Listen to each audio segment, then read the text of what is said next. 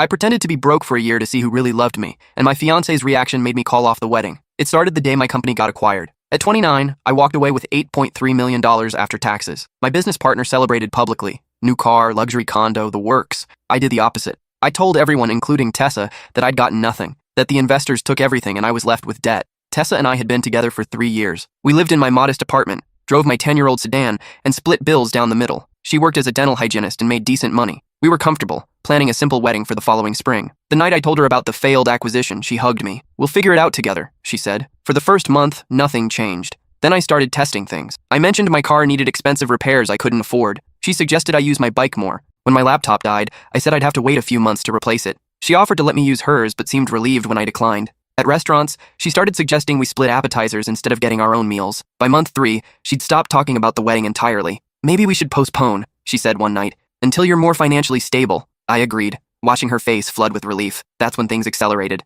She started working late more often, going out with friends I'd never met, coming home smelling like expensive cologne that wasn't mine. When I suggested we do something together, she'd sigh about being tired or having plans. The real breaking point came when my uncle died. He was the only family I had left, and I was devastated. At the funeral, Tessa barely stayed an hour before claiming she had a migraine. I found her Instagram story later that night, at a rooftop bar downtown, cocktail in hand, laughing with some guy whose arm was around her waist. I started documenting everything after that. Her text messages to someone named Vaughn, complaining about being stuck with a broke loser. Photos of her at 5-star restaurants while telling me she was at her sister's house. Credit card statements showing purchases at jewelry stores and hotels. She'd opened a secret credit card I wasn't supposed to know about. The final straw came when she sat me down 6 weeks ago. "I think we need to take a break," she said, not quite meeting my eyes. "This situation is putting too much strain on our relationship. Maybe we should see other people for a while." I asked if there was someone else. She laughed, actually laughed. "Don't be paranoid. I just need space to figure out what I want." What she wanted, I discovered, was Vaughn. He owned 3 car dealerships and had just bought a lake house. She'd been seeing him for 5 months. Last week, I invited her to lunch at the cafe where we'd had our first date. She showed up 20 minutes late, checking her phone constantly.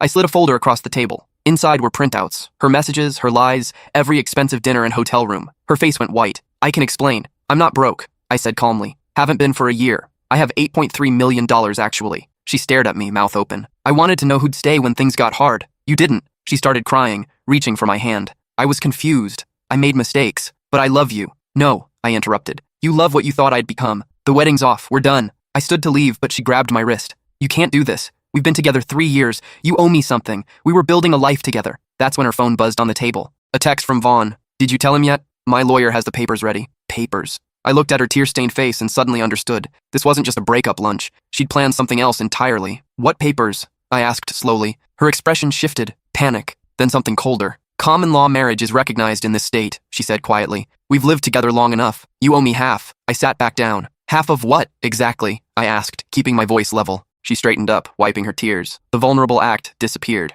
"Half of the $8.3 million. We've been cohabitating for 3 years. We presented ourselves as a couple. We shared financial responsibilities. That's common law marriage in this state." I pulled out my phone and opened my notes app, scrolling through the research I'd done months ago when I first suspected where this might be heading. "Interesting theory," I said. "Except this state actually abolished common law marriage in 1996. Any common law marriages have to have been established before that date to be recognized." Her face flickered with uncertainty. "Vaughn's lawyer said..." "Vaughn's lawyer is either incompetent or you misunderstood him," I interrupted. "But let's say, hypothetically, that you had any legal claim to my money. You'd still have a problem." I pulled out another folder from my bag. This one was thicker. "I've documented every instance of your infidelity over the past 5 months. Text messages, photos, hotel receipts, restaurant bills. I've got timestamps showing you were with Vaughn when you told me you were elsewhere. I've got your Instagram stories proving you lied about where you were during my uncle's funeral." Her hands started trembling. "In the event of a contested divorce, or any financial dispute between cohabitating partners, infidelity matters, especially when you can prove the unfaithful partner was actively deceiving the other while planning to make financial claims." "You're bluffing," she said, but her voice wavered. I slid the folder across to her. She opened it, and I watched the color drain from her face as she flipped through page after page of evidence. "That's not even all of it," I continued. "I've got video footage from the apartment building's security cameras showing Vaughn entering our apartment on 3 separate occasions when I was at work. I've got credit card statements showing you paid for hotel rooms with the card you thought I didn't know about. I've got..." "Stop." Her voice was barely a whisper. "No, I don't think I will." I leaned forward. "You want to know the really interesting part? I consulted with 3 different attorneys over the past 2 months. Not because I thought you had any legitimate claim to my money, but because I wanted to be prepared in case you tried something like this." I pulled out a 3rd document. "This is a cohabitation agreement backdated to when we first moved in together. It clearly states that all assets brought into the relationship remain separate property. It has your signature on it." Her eyes widened. "I never signed that." "Actually, you did. Remember that lease renewal form I asked you to sign last year? The one I said the landlord required? You signed 3 documents that day. 2 were lease-related. One was this. It wasn't entirely true. I'd only had my lawyer draft the cohabitation agreement a month ago after I caught Tessa meeting with Vaughn's lawyer, but she didn't know that, and the signature was hers. I'd carefully traced it from one of the lease documents. Technically fraud, but she'd never be able to prove it unless she wanted to take me to court, which would mean exposing her own attempted fraud. She stared at the document, her mouth opening and closing. "You son of a bitch," she finally said. "Says the woman who just tried to steal $4 million from me." I gathered my folders. "Here's what's going to happen. You're going to move out of the apartment by the end of the week. You'll take only what you brought into the relationship, which I've documented with photos and receipts. If you try to claim anything else, I'll file charges for theft." "Where am I supposed to go?" "I don't know. Maybe Vaughn will let you move into his lake house, though I should warn you, I sent him an interesting email this morning." Her eyes went wide. "What did you do?" "I sent him all the text messages you sent me over the past year. The ones where you said you loved me, that you couldn't wait to marry me, that I was the only man you'd ever need. I also included the messages you sent him at the same time, saying almost identical things." I stood up, leaving money on the table for my untouched coffee. "I also sent him the photos of you trying on engagement rings at Cartier last month, the ones you were clearly planning to show him to drop hints. Funny thing, the same day you were at Cartier, you told me you were visiting your sick grandmother. You had no right." "I had every right. You were planning to defraud me. I simply made sure your backup plan knew what kind of person he was dealing with." I walked toward the door, then stopped and turned back.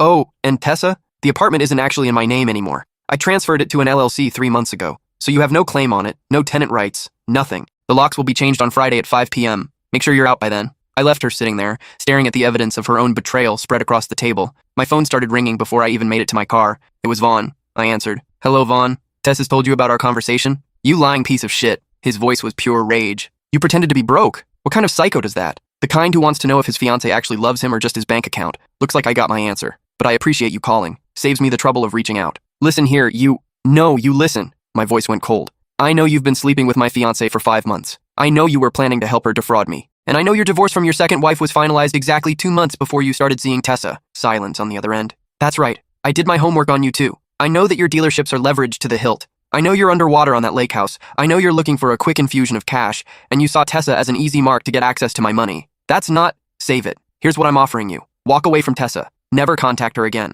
Never contact me again. And I won't send the evidence I have of your conspiracy to commit fraud to your business partners and the state attorney general. You can't prove conspiracy. Can't I? I've got text messages between you and Tessa discussing how to maximize her claim against my assets. I've got emails between you and your lawyer discussing the common law marriage strategy, which, by the way, your lawyer knew wouldn't work. That's conspiracy to commit fraud, and your lawyer could be disbarred." More silence. "Or," I continued, "you can roll the dice. See if your already struggling businesses can survive the negative publicity and potential criminal investigation. Your choice." He hung up without another word. I drove home. To my new home, actually. I'd bought a house 4 months ago under the LLC's name. 3 bedrooms, beautiful yard, in a neighborhood Tessa had always wanted to live in. She'd never know I owned it. When I walked in, my business partner Alex was waiting in the living room with 2 glasses of whiskey. "How'd it go?" he asked, handing me a glass. "Better than expected. She actually tried the common law marriage angle, just like we predicted." Alex laughed. "I still can't believe you called this a year ago. When you first told me you were going to pretend to be broke, I thought you were paranoid." "Cautious," I corrected. "There's a difference.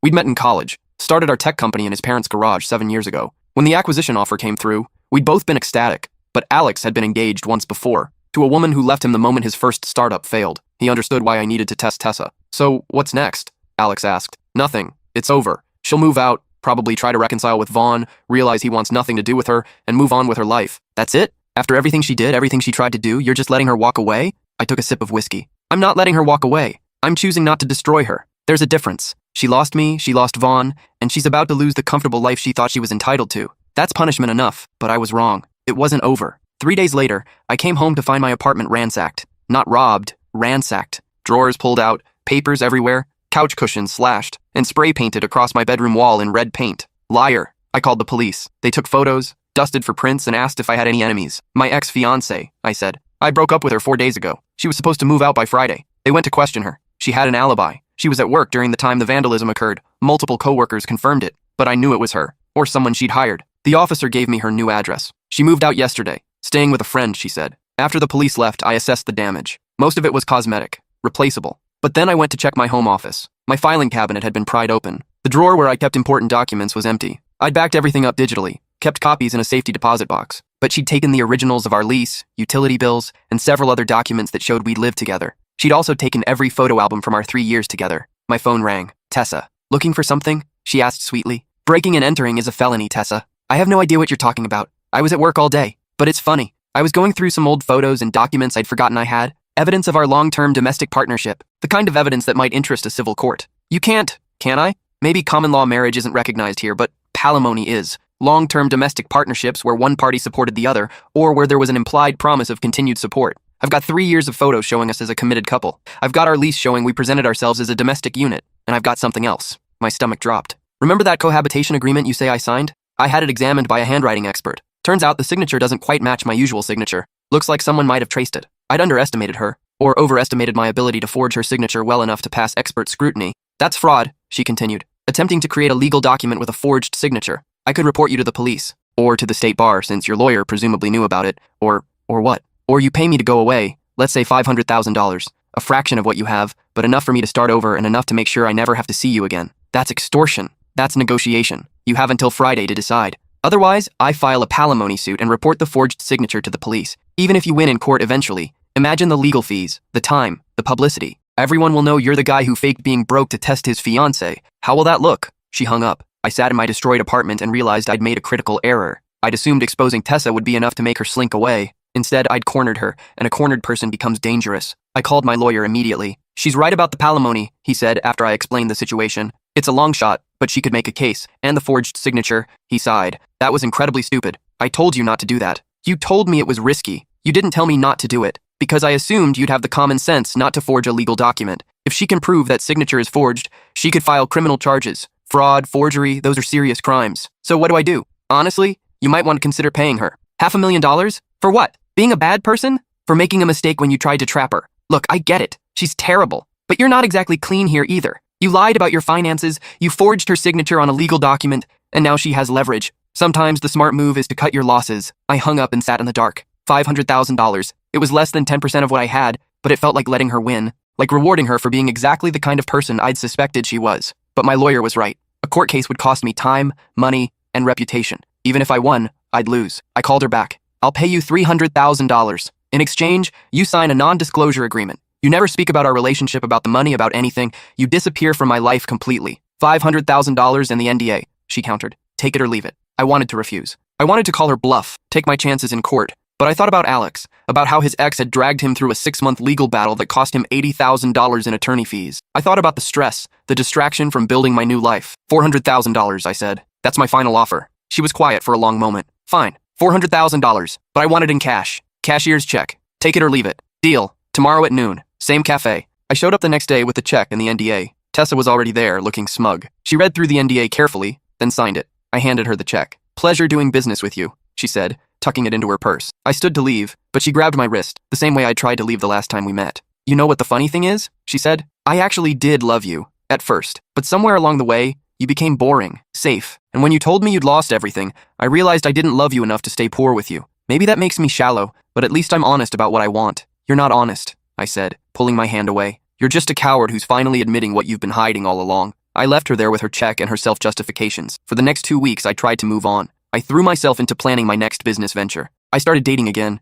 Casual, nothing serious. I repainted my bedroom wall and replaced the slashed couch cushions, but something nagged at me. The way Tessa had been so confident, so prepared with the handwriting expert and the palimony strategy. It felt too sophisticated for her to have come up with alone. I started digging into Vaughn's background more thoroughly, and that's when I found it. Vaughn had been married 3 times. His first marriage ended in a simple divorce, but his second marriage ended with a palimony lawsuit filed by a woman he dated before the wedding. That lawsuit had cost him $200,000 to settle. His third marriage, the one that ended 2 months before he met Tessa, had ended with his wife claiming he'd hidden assets during the divorce. She'd sued, and he'd settled for an undisclosed amount. Vaughn wasn't just a cheater. He was a con artist who specialized in financial manipulation, and he'd taught Tessa everything she knew. I pulled up the NDA she'd signed. It prevented her from talking about our relationship, but it didn't prevent me from investigating whether our breakup had been part of a larger pattern. I hired a private investigator, the same one I'd used to follow Tessa during our relationship. His name was Dennis, a former police detective who'd gone private after retirement. Find out everything about Vaughn's previous relationships, I told him, especially the financial aspects, and find out if he's targeted anyone else recently.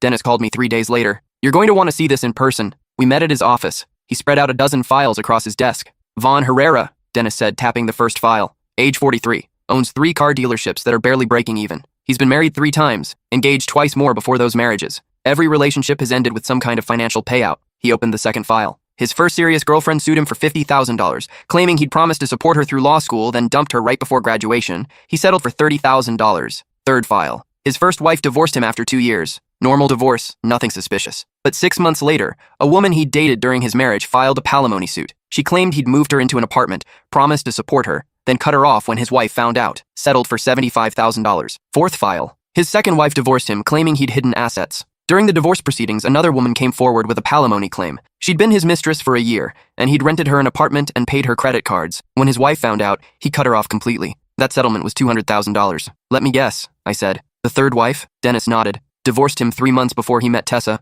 And during that divorce, guess who showed up with a palimony claim? Another mistress. 2 of them, actually. He settled both claims for a combined $180,000. Which explains why his dealerships are so leveraged. He keeps having to liquidate assets to pay off the women he uses. I leaned back in my chair. So, Vaughn has a pattern of getting involved with women, making financial promises, then dumping them and getting sued. And somehow they always end up with a payout. It gets better, Dennis said, opening another file. I talked to his second wife. She said Vaughn taught her everything about how to maximize her claims during the divorce. He actually helped her understand which assets she could go after, how to document their lifestyle, what kind of evidence she'd need. Why would he do that? Because he gets off on it. Control, manipulation, the game of it all. His second wife said he treated it like a sport, seeing how much he could get from women and how little he'd have to pay them when things ended. She said he used to brag about teaching his girlfriends how to protect themselves financially, then acting shocked when they actually used that information against him. I thought about Tessa's sudden sophistication in threatening me, the handwriting expert, the palimony strategy, the precise negotiation tactics. He coached her, I said. He taught her exactly what to do to get money from me. Almost certainly, Dennis agreed. And here's the kicker. I talked to one of his other ex-girlfriends. She said Vaughn deliberately targets women in relationships with wealthy men. He seduces them, teaches them how to extract money from their partners, then takes a cut of whatever they get. My blood ran cold. Tessa gave him part of the $400,000. I'd bet on it. I'm still trying to trace the check, but I guess she split it with him 50-50, maybe 60-40 in his favor. I sat there processing. I thought I was dealing with a cheating fiancé. Instead, I'd been targeted by a professional con artist who used women as proxies to extract money from their wealthy partners. Can we prove any of this? I asked. Dennis shrugged. Maybe. But proving it and having it matter in court are two different things. She signed your NDA. You paid her off. Unless you can prove she committed fraud or extortion, you're stuck. I thought about it for a long moment. Then I smiled. What if we don't try to get my money back? What if we make sure they can't do this to anyone else? Dennis leaned forward. I'm listening. Over the next month, I became obsessed. I hired Dennis full-time to investigate every aspect of Vaughn's life and relationships. We tracked down his ex-wives, his ex-girlfriends, his business partners. We built a file that would make a federal prosecutor jealous. And we found something even better than evidence of fraud. We found a pattern.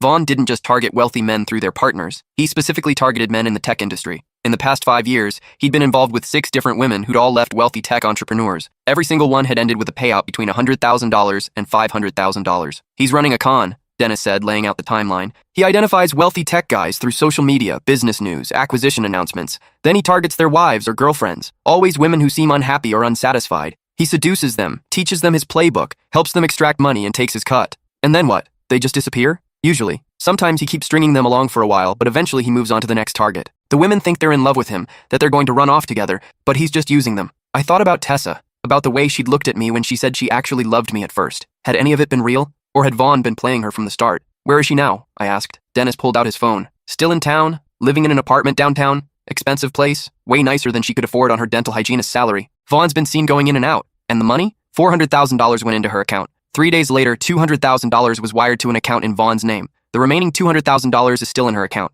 So I'd been right. She'd given him half. What's our move? Dennis asked. I thought about it. I could go to the police, but what would I report? That my ex-fiancée cheated on me and I paid her to go away? That wasn't a crime? That she split the money with her boyfriend? Also not a crime. Unless we could prove Vaughn had been coaching her all along. Unless we could prove he'd orchestrated the entire thing, from the moment he'd targeted her to the moment she'd signed my check. That would be conspiracy to commit extortion. That would be fraud. That would be something the police could actually act on. We need proof that Vaughn set this up from the beginning, I said. Phone records, emails, something that shows he identified me as a target and deliberately seduced Tessa to get to my money. Dennis nodded. That's going to be tough. He's careful, and he's been doing this for years without getting caught. Then we need someone on the inside, I said. Someone close to Vaughn who can get us what we need. Like who? I thought about all the women Vaughn had used and discarded. All the ex-girlfriends who thought they were special, who thought he'd love them, who found out too late they were just part of his con. Like someone who wants revenge just as much as I do. It took Dennis 2 weeks to find the right person. Her name was Gabriel, and she'd been Vaughn's mistress during his 3rd marriage. She was the one who'd filed the palimony claim, the one who'd gotten $90,000 in the settlement.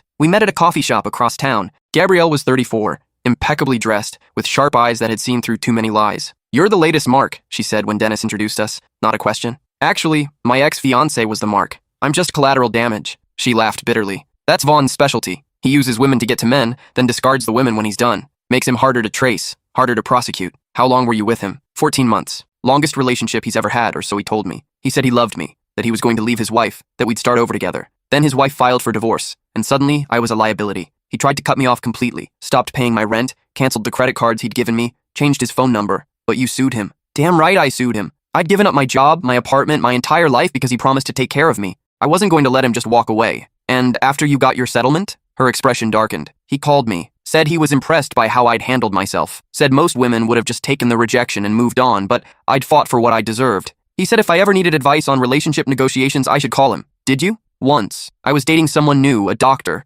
Things were getting serious, but I was worried about protecting myself financially. Vaughn told me exactly what to document, how to present myself as a domestic partner, what kind of evidence I'd need if things went south. She paused. 2 months later, I found out Vaughn was sleeping with my younger sister. I leaned forward. He went after your sister? Oh, it gets better. My sister was dating a hedge fund manager at the time. Vaughn seduced her, coached her through breaking up with the guy, helped her negotiate a settlement. She got $150,000, and then Vaughn disappeared from her life too. Did your sister give him a cut? Half, and she didn't even realize she'd been used until I showed her the pattern. By then, he was already gone, already on to his next target. I pulled out my phone and showed her a photo of Tessa. Recognize her? Gabriel studied it for a long moment. No, but she looks like his type. Pretty, professional, just insecure enough to be vulnerable to his attention. She's my ex-fiancée. Vaughn started seeing her about a year ago, right after I told her I'd lost all my money in a business deal. She thought she was leaving me for someone better. She didn't realize she was being recruited. Recruited for what? To get money from me. He coached her through extorting $400,000, then took half of it. Gabrielle's eyes flashed with anger. And let me guess, she thinks they're in love? She thinks they're going to run away together and start a new life? Probably. They always do.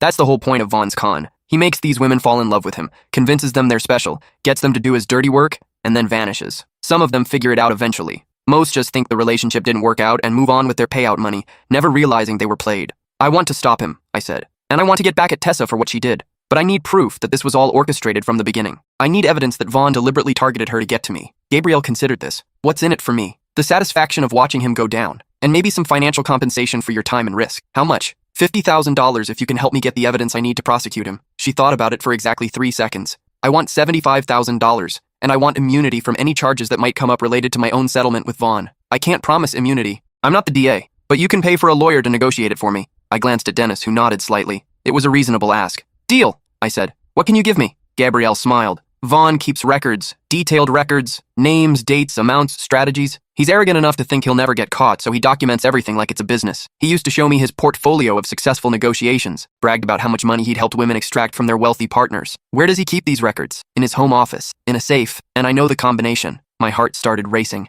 How? He had me memorize it in case of emergency, said if anything ever happened to him, I should go get the documents and destroy them. I think he was planning on using them as leverage if anyone ever tried to come after him. Will you go get them? That's breaking and entering. That's burglary. Not if you have permission to be there. Do you still have a key? No, he changed the locks after I sued him. I thought about it. What if he invited you over? Why would he do that? Because you have information about a new target. Someone wealthy, vulnerable, perfect for his next con. Gabrielle caught on immediately. You want me to pitch him on a new mark? Get invited to his place to discuss strategy. And while I'm there, I photograph everything in the safe. Exactly. She leaned back, considering. It could work. Vaughn loves recruiting people into his schemes. Makes him feel powerful. If I came to him asking for advice on a new relationship, claiming I needed his expertise, would he believe you? After what happened with your sister? That's ancient history to him. And he's arrogant enough to think I've forgiven him, or that I need him despite everything. Men like Vaughn always think they're irreplaceable. We spent the next hour planning. Gabrielle would reach out to Vaughn, claim she'd met someone new, a tech entrepreneur who just had a successful IPO. She'd say she needed advice on how to protect herself financially, maybe even how to ensure she'd get a payout if things went south. Vaughn would eat it up, and when he invited her over to discuss strategy, she'd get us the evidence we needed. 3 days later, Gabriel sent me a text. He took the bait. Meeting at his place tomorrow at 7 p.m. Dennis and I parked down the street from Vaughn's house the next evening. Gabriel wore a hidden camera disguised as a pendant necklace. We'd watch everything in real time from Dennis's laptop in his car. She knocked on Vaughn's door at exactly 7 p.m. He answered with a smile that made my skin crawl, the same smile I'd seen in photos with Tessa. Gabriel, it's been too long. Thanks for seeing me, Vaughn. I really need your help. They settled in his living room. Vaughn poured wine. Gabrielle launched into her fabricated story about the tech entrepreneur. Details we'd carefully crafted to seem real but vague enough that Vaughn couldn't verify them. He's worth about $15 million, Gabrielle said. But he's also cautious. Very cautious. I'm not sure how to position myself for the long term. Vaughn leaned forward, his eyes gleaming. Tell me more about him. How did you meet? What's his vulnerability? As Gabrielle spun her tale, I watched Vaughn's face. He was completely engaged, already planning how to exploit this fictional person. Here's what you do, Vaughn finally said. You need to establish a pattern of financial dependence. Start having him pay for things. Your rent, your car, your credit cards. Not all at once, but gradually. Frame it as him wanting to take care of you because he loves you, he continued. laying out the exact playbook he'd used with Tessa and every other woman before her. Document everything, he said. Keep records of every payment, every promise, every text where he says he wants to support you. Then, when you're ready to exit, you have evidence of an implied contract. What if he asks for a prenup? Gabrielle asked. Don't marry him. Marriage complicates things. Better to maintain the relationship, establish financial dependence, and then negotiate your way out. Palimony suits are harder to defend against than divorce claims because the laws are murkier. And what's your cut? Gabrielle asked innocently. Vaughn smiled. Depends on what you get. Usually 40-50%. I provide the expertise, you do the work. Fair split. That's what you got from Tessa? His expression shifted slightly. How do you know about Tessa? I saw you with her downtown last week. Pretty girl. Is she one of your projects? Vaughn relaxed. Was. Her mark paid out $400,000. I got my standard 50%. Nice. How'd you find her? Business acquisition announcement. Tech entrepreneur made $8.3 million. I saw he had a girlfriend. Fiancée, actually. She was easy. Already insecure about the relationship, worried he'd trade up once he had money. I just had to make her feel special. Teach her how to protect herself, and let nature take its course. Gabrielle nodded appreciatively. You're good at this. I've had practice. Want to see my portfolio? My heart nearly stopped. Was he actually going to show her the records? Your portfolio? Success stories. Women I've helped, amounts they've secured, strategies that worked. It's all documented. Come on, I'll show you. He led her to his home office. The camera showed file cabinets, a large desk, and a wall safe. This is my insurance policy, Vaughn said, opening the safe. Every successful negotiation, every settlement, every strategy. If anyone ever comes after me, I've got evidence that these women were willing participants. Some of them even signed contracts agreeing to split their payouts with me. He pulled out a binder and opened it. The camera captured page after page of names, amounts, strategies, timeline details. It was everything we needed. Tessa Bennett, Vaughn said, flipping to a recent page. Engaged to tech entrepreneur. Target value, $8.3 million. Strategy, seduce target's partner. Establish infidelity. Coach through breakup negotiation. Actual payout, $400,000. My share, $200,000. Status completed. He turned to another page. Christina Valdez, dating hedge fund manager. Target value, $12 million. Strategy, establish domestic partnership. Document cohabitation. Threaten palimony suit. Actual payout, $275,000. My share, $150,000. Status completed. Page after page. Names I didn't recognize, but all following the same pattern. Wealthy men, vulnerable partners, coached exits, substantial payouts. This is incredible, Gabrielle said, her voice perfectly modulated between admiration and awe. How many have you done? 32 over the past 8 years. Total payouts secured, $6.2 million. My share, $3.1 million.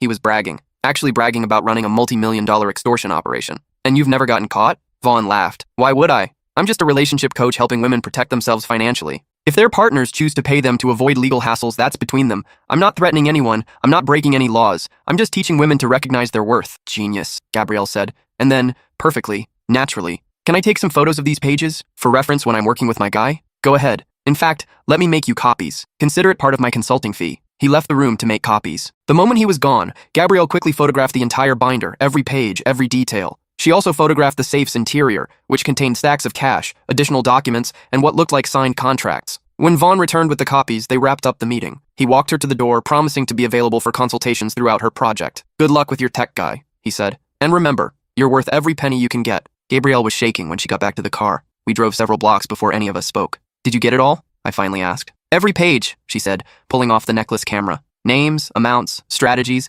everything. And he admitted on camera that he coached Tessa specifically to get money from you. Dennis was already downloading the footage to his laptop. This is enough, he said. This is absolutely enough to prosecute. I watched the footage 3 times that night. Vaughn's calm admission that he'd targeted me through Tessa. The binder with 32 documented cases of what was essentially conspiracy to commit extortion. The contracts showing women had agreed to split their payouts with him. We had him. The next morning, I took everything to a lawyer who specialized in financial fraud. She reviewed the evidence, made copies, and then looked at me seriously. This is a criminal case, she said. You need to take this to the district attorney's office. What Vaughn is doing, coaching people to extort money, taking a cut of the settlements, that's conspiracy to commit extortion, possibly racketeering if we can prove it's an ongoing criminal enterprise. Will they prosecute? With this evidence? Absolutely. You've got him on video admitting to multiple crimes. You've got documentation of 32 separate cases. You've even got signed contracts showing he took money in exchange for coaching these women to commit extortion. This is a prosecutor's dream case. What about Tessa? The lawyer hesitated. That's trickier. She participated in the extortion, but she might also be considered a victim of Vaughn's manipulation. The DA will have to decide whether to charge her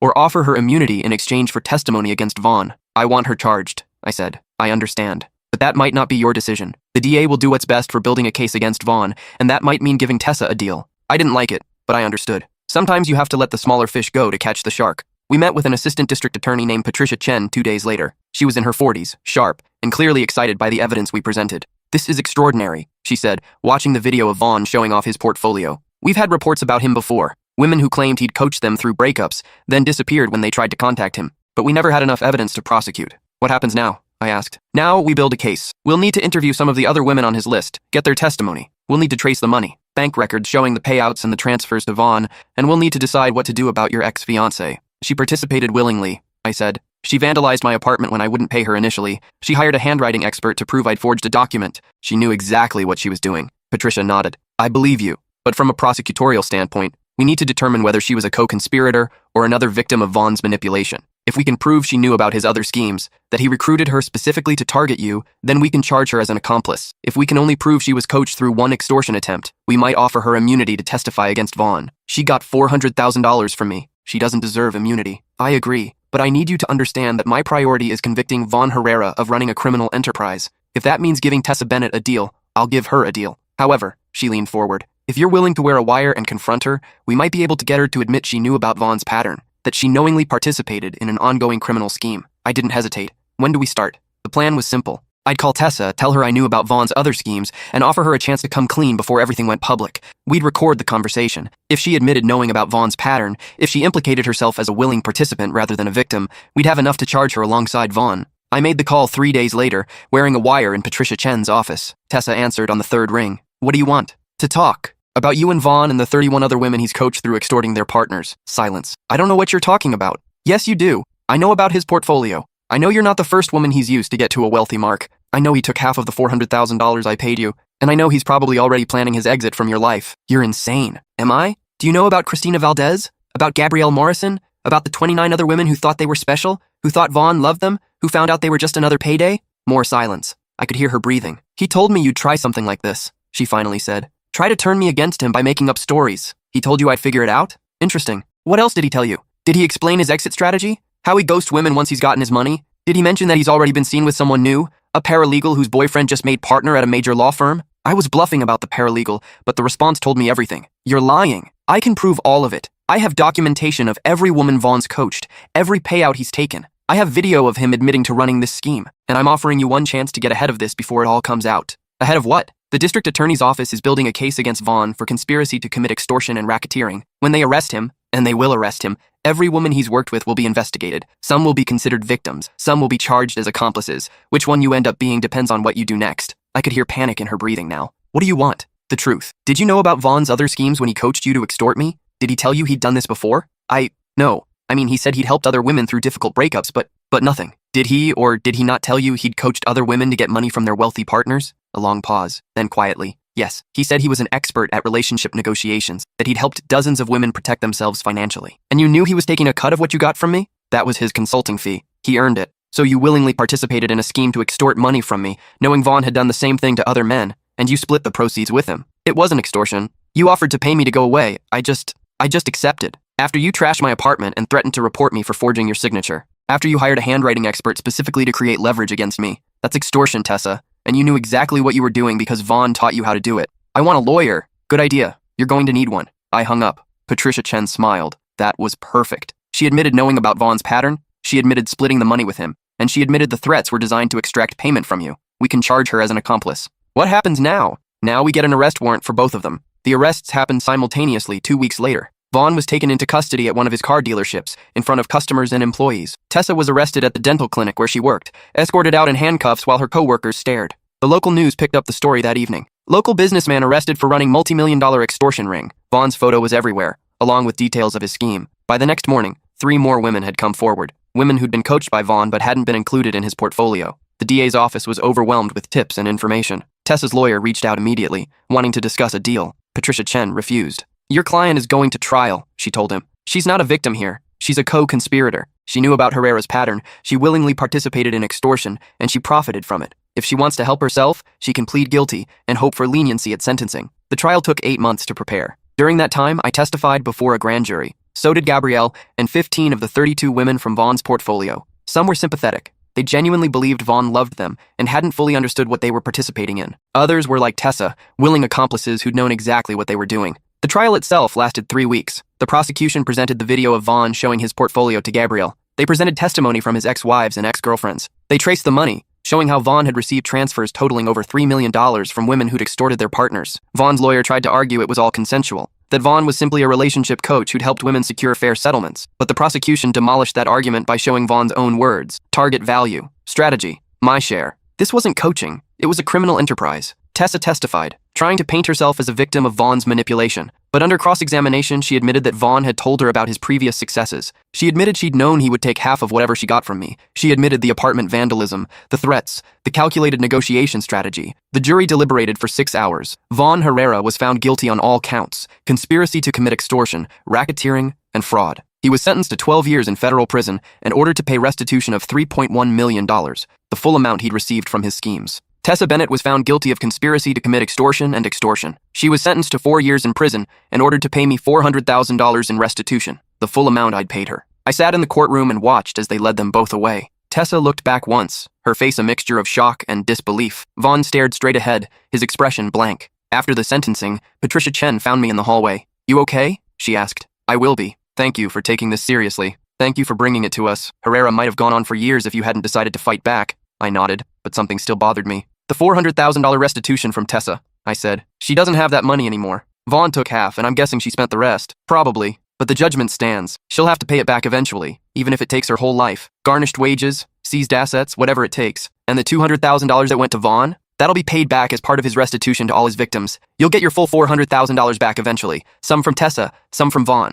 It wasn't really about the money anymore. It had never been about the money, not really. It was about the principle. About proving that people can't just use and manipulate others without consequences. 6 months after the trial, I ran into Gabrielle at a coffee shop. She'd gotten her $75,000 payment, plus an additional $90,000 from Vaughn's restitution fund, repayment for what he'd taken from her years ago. "How are you doing?" she asked. "Better? You?" "Better too. I've started a victim advocacy group, helping people who've been targeted by financial predators. Turns out there are a lot of Vaughns out there, and not enough people willing to fight back. That's amazing. It's necessary. You know, I used to blame myself for falling for Vaughn's con, but I've realized that's what predators do. They exploit vulnerability. That doesn't make it our fault." She was right. I'd spent months wondering if I'd been paranoid for testing Tessa, if I'd somehow caused the situation by pretending to be broke. But the truth was simpler. Tessa had chosen to cheat, chosen to lie, chosen to participate in extortion. Those were her choices, not mine. "Have you started dating again?" Gabrielle asked. "Not seriously. I'm taking it slow." "Good. Trust takes time to rebuild, and next time, maybe just ask the hard questions instead of conducting elaborate tests." I laughed. "Yeah, probably a better approach." We talked for another hour, comparing notes on our recovery from being targeted by predators. It was therapeutic in a way I hadn't expected. Someone who truly understood what I'd been through. When I left, I felt lighter than I had in over a year. 3 months later, I got a letter from Tessa. It had been forwarded through the court system. She wasn't allowed to contact me directly due to the restraining order I'd filed. The letter was 2 pages long, handwritten in her familiar script. She apologized. She explained how she'd fallen for Vaughn's manipulation, how she'd convinced herself she deserved the money because she'd spent 3 years with me. She talked about her therapy in prison, about understanding how she'd rationalized her choices. "I was selfish and cruel," she wrote. "I betrayed someone who loved me because I was too weak to handle the thought of being with someone who didn't have money. That's not your failure. It's mine." She said she was working in the prison library, that she'd started taking business classes, that she was trying to become someone better than the person she'd been. "I know I can never make this right," the letter concluded, "and I'm not asking for forgiveness. I just wanted you to know that I understand what I did and why it was wrong. I'm paying for it now, and I'll keep paying for it for the rest of my life. You deserve better. I'm sorry I wasn't capable of being what you needed." I read the letter 3 times, then put it in a drawer. Maybe someday I'd respond. Maybe I wouldn't. For now, it was enough to know that she understood the consequences of her choices. 2 years after the trial, I met someone new. Her name was Rachel, and she was a teacher at the elementary school next to my company's new office. We met when I volunteered to talk to her class about entrepreneurship. She was funny, kind, genuinely interested in people. We dated for 6 months before I told her about Tessa and the trial. "Wow," she said when I finished the story. "That's a lot." "I know, and I understand if it's too much baggage." "Are you kidding? You stood up for yourself and helped bring down a predator who was hurting people. That's not baggage. That's integrity. I tested someone I claimed to love. I lied for a year. You protected yourself. There's a difference between lying to hurt someone and lying to discover the truth. What Tessa did, what Vaughn did, that was real harm. What you did was self-preservation." We'd been sitting in her living room. She took my hand. "I'm not going to lie to you or manipulate you," she said. "I don't care how much money you have. I care about who you are. And if you ever doubt that, just ask me. Don't test me, don't create elaborate scenarios, just talk to me." I laughed. "Deal. No more elaborate tests." "Good, because I'm a terrible actress and I'd probably see through it immediately anyway." We got married a year later. Small ceremony, just close friends and family. Alex was my best man. Gabrielle came, bringing her new boyfriend, an accountant she'd met through her advocacy work. At the reception, Alex pulled me aside. "Happy for you, man," he said. "You deserve this. Thanks. And thank you for supporting me through everything with Tessa. I couldn't have done it without you. That's what partners do. Besides, it makes for a hell of a story. Maybe you should write a book about it. How I caught a con artist by pretending to be broke." I don't think anyone would believe it. Are you kidding? It's got everything. Betrayal, revenge, justice. People love that stuff. Maybe he was right. Maybe someday I'd write it all down, share the lessons I'd learned about trust and manipulation and standing up for yourself. But for now, I was content to just live my life. I'd learned that you can't control whether people will betray you. You can only control how you respond when they do. And I'd learned that sometimes the best revenge isn't destroying someone. It's simply refusing to let them destroy you. 4 years after the trial, I received an email from the restitution office. Tessa had made her final payment. Between her prison wages, her post-release job, and wage garnishment, she'd paid back the full $400,000. It had taken her 4 years, but she'd done it. Vaughn's restitution was still ongoing. He'd be making payments for the rest of his life. I donated Tessa's restitution money to Gabrielle's victim advocacy organization. Let it help other people who'd been targeted by predators, who needed support standing up for themselves. My company's second venture was more successful than the first. I'd learned from my mistakes, built a stronger team, focused on sustainable growth rather than quick exits. Within 3 years, we were profitable. Within 5, we were industry leaders. Rachel and I bought a house, not a mansion, just a comfortable home with a yard for the dog we'd adopted and room for the family we were planning to start. Life moved forward, as it always does. Sometimes I still think about that day in the cafe when Tessa tried to claim common law marriage rights, when I'd realized just how thoroughly I'd been played, when I'd had to choose between accepting the extortion or fighting back. I'm glad I fought back. Not because of the money, not even because of the justice. I fought back because I refused to be a victim, and in the end, that made all the difference. 5 years after the trial, I got an unexpected call. It was from Tessa. "I know I'm not supposed to contact you," she said when I answered. "The restraining order expired last month, and I just wanted to call. I understand if you hang up." I didn't hang up. I was curious. "What do you want, Tessa?" "Nothing. I don't want anything from you. I wanted you to know that I finished paying back the restitution. All of it. I know. I got the notification." "Right. Of course you did." She paused. "I also wanted to tell you that I'm engaged." "Congratulations. His name is Owen. He's a teacher. He doesn't have much money, but he's kind and patient, and he knows everything about my past." I told him the whole story, what I did to you, the trial, everything, and he stayed. "I'm happy for you." "Are you? Really?" I thought about it. Was I happy that Tessa had found someone? That she'd apparently changed? "Yeah," I said finally. "I am. What you did to me was terrible, but you paid for it, literally and figuratively. You did your time, you paid your restitution, and you're building a better life. That's all anyone can ask." "I'm not asking for forgiveness," she said. "I know I don't deserve it. I just wanted you to know that I'm not that person anymore. Prison, therapy, rebuilding my life from nothing, it changed me. I understand now how toxic I was, how much I hurt you. I appreciate that. Are you happy? You and Rachel, right?" "Yes, very happy." "Good. You deserve to be happy. You always deserved better than what I gave you." We talked for a few more minutes, then said goodbye. I hung up feeling something I hadn't expected. Closure. Tessa had been terrible to me. She'd cheated, lied, and tried to extort me. But she'd also paid the price and apparently learned from it. She'd become someone better. And that was the best outcome any of us could hope for. Not revenge, not punishment, but actual change. I told Rachel about the call that evening. "How do you feel?" she asked. "Weirdly okay. Like a chapter of my life that I thought would always be unfinished finally has an ending. A good ending? A realistic one. She's not the villain of my story anymore. She's just someone who made terrible choices and had to live with the consequences. Just like Vaughn's just a con artist serving his sentence. They're not larger than life anymore. They're just people who did bad things and got caught." Rachel kissed my forehead. "You've come a long way from the guy who wanted to destroy his ex-fiancée." "Yeah, well, destroying people is exhausting. Building things is more fun." And it was. I'd built a successful company, a happy marriage, a life I was proud of. I'd helped bring down a predator and prevented him from hurting others. I'd learned who I could trust and what I valued. The test I'd created, pretending to be broke, had been manipulative. I could admit that now. But it had also revealed a truth I needed to know. Not just about Tessa, but about myself. I'd learned I had the strength to fight back when someone tried to hurt me. I'd learned I could be strategic, patient, and resilient. I'd learned that justice sometimes takes time, but it's worth pursuing. Most importantly, I'd learned that the opposite of a bad relationship isn't revenge. It's a good relationship. One built on honesty, trust, and genuine connection. And I had that now. 10 years after the acquisition that started everything, I sat in my home office and reflected on how much had changed. The $8.3 million that had seemed so important back then had grown through smart investments. But more importantly, my life had grown. Rachel and I had 2 kids now, a daughter named Maya, age 5, and a son named Ethan, age 3. My company had gone public and was valued at over $200 million.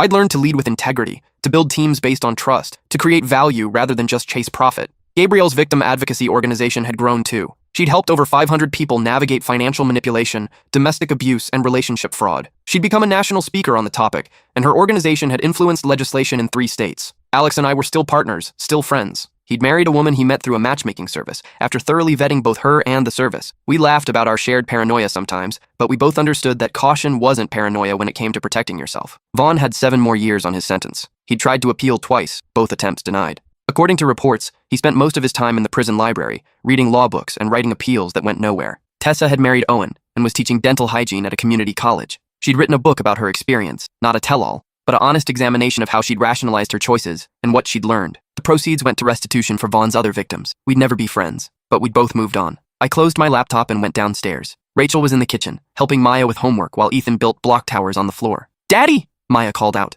"Mom says you used to test people's math by pretending you didn't know the answers. Is that true?" Rachel laughed. "I said he used to test people in general. Math is your interpretation." "It's true," I admitted, "but I don't do that anymore. I learned that testing people usually just creates problems. It's better to be honest and trust people until they give you a reason not to." "What if they lie?" Maya asked. "Then you learn from it and move forward. You can't control whether people will lie to you. You can only control how you respond." "That's boring," Maya declared. "I like tests. Like when I test if Ethan will cry when I take his toys." "That's not testing. That's being mean," Rachel said, but she was smiling. I sat down on the floor next to Ethan and helped him build his tower higher. This was what mattered. Not revenge, not proving I was right, not even justice, really. Just this. Family. Trust. Building something good from the wreckage of something bad. The money was nice. The successful company was satisfying. The sense of justice from the trial was important. But this, my daughter doing homework at the kitchen table, my son building towers, my wife laughing at our chaos, this was what I'd been fighting for all along. Not revenge, just the chance to build a life worth living. And I'd succeeded.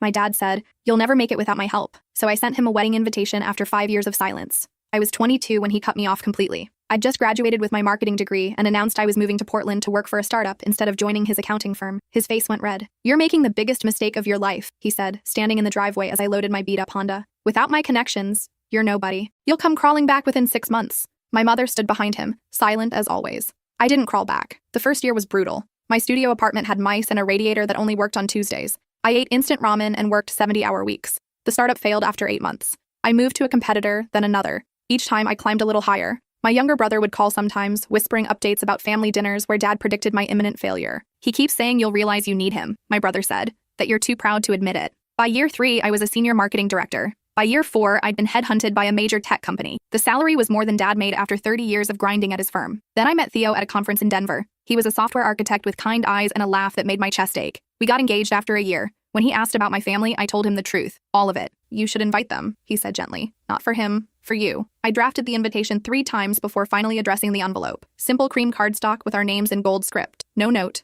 no explanation, just the invitation to witness what I'd built without him. The response came 2 weeks later. Not from dad, but from my mother. Her handwriting was shaky. "Your father had a stroke last month. He's home now, but things are different. We'll be there." My hands trembled as I read it. Part of me wanted to feel vindicated. Instead, I just felt hollow. The wedding was perfect. My brother walked me down the aisle. My mother sat in the second row, dabbing her eyes. But Dad's wheelchair was positioned in the back corner, and I could feel his eyes on me the entire ceremony. At the reception, my mother approached during the cocktail hour. "He's so proud of you," she whispered. "He just doesn't know how to say it." I wanted to believe her. But then I saw my brother arguing with Dad near the gift table. Their voices rose just loud enough for me to catch fragments. "Just tell her," my brother was saying. "Not now. She doesn't need to." Dad cut him off. My brother's face went pale as he noticed me watching. He grabbed my arm and pulled me into the coat check room. "There's something you need to know," he said, "about why Dad really wanted you to work for him." Before he could continue, my mother burst in, her face twisted with panic. "Don't," she begged my brother. "Please, not today." I looked between them, my wedding dress suddenly feeling too tight. "Someone needs to tell me what's going on, right now." My brother took a breath. "Dad didn't want you in the firm to help you. He needed you there to—"